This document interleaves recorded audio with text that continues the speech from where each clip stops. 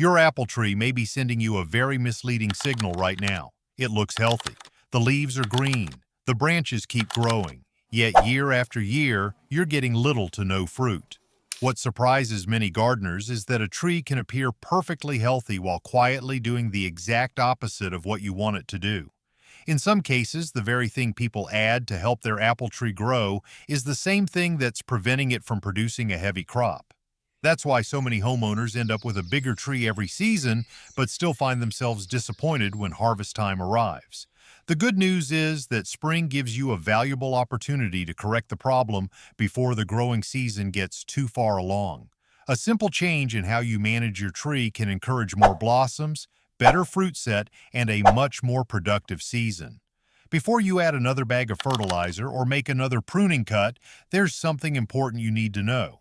And for many gardeners, this one adjustment makes all the difference. If your apple tree is covered in healthy green leaves but still refuses to produce a decent crop, you're not alone.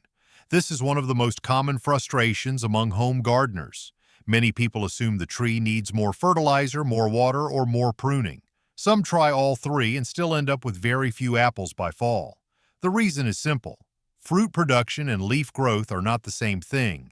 An apple tree can be growing vigorously while producing very little fruit. One of the biggest causes is excessive nitrogen. When apple trees receive too much nitrogen, they often respond by producing long shoots and dense foliage instead of flowers.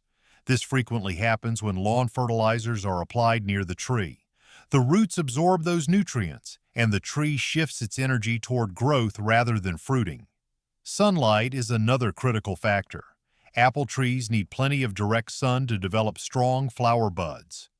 Trees growing in partial shade often struggle to produce a good crop no matter how healthy they look.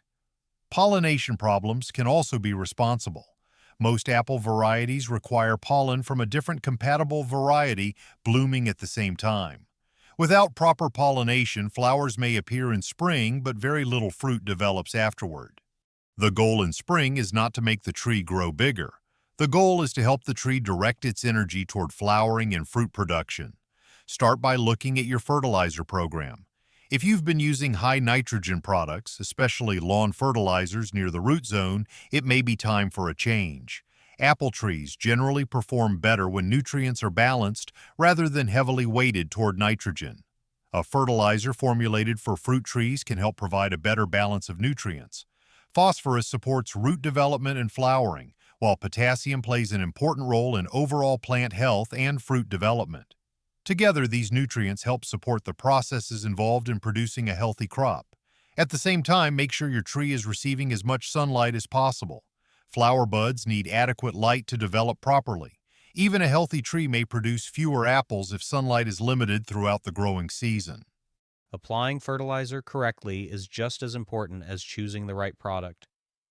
Many gardeners make the mistake of placing fertilizer directly against the trunk. The feeder roots responsible for nutrient uptake are usually located farther out beneath the canopy, often near the drip line. Spread the fertilizer evenly around the root zone according to the label directions.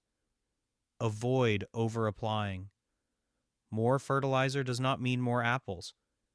In fact, excessive fertilizer often encourages the same leafy growth that reduces fruit production. After applying the product, water the area thoroughly if rainfall is not expected. Moist soil helps nutrients move into the root zone where they can be absorbed efficiently. Pruning should also be approached carefully. Remove dead, damaged, or crossing branches, but avoid aggressive pruning. Excessive pruning often stimulates vigorous new growth and can reduce flowering. The objective is to improve air circulation and sunlight penetration while preserving productive fruiting wood.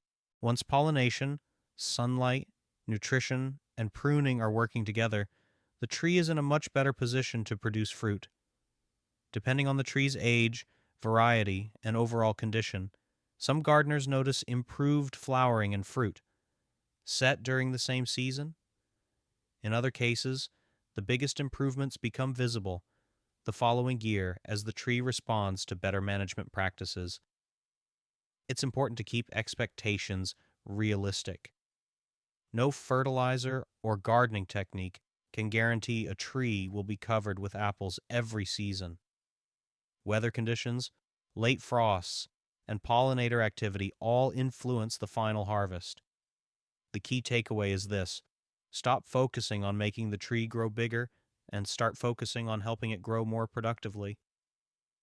A balanced approach to fertilizing, proper sunlight exposure, good pollination, and careful pruning can make a remarkable difference over time.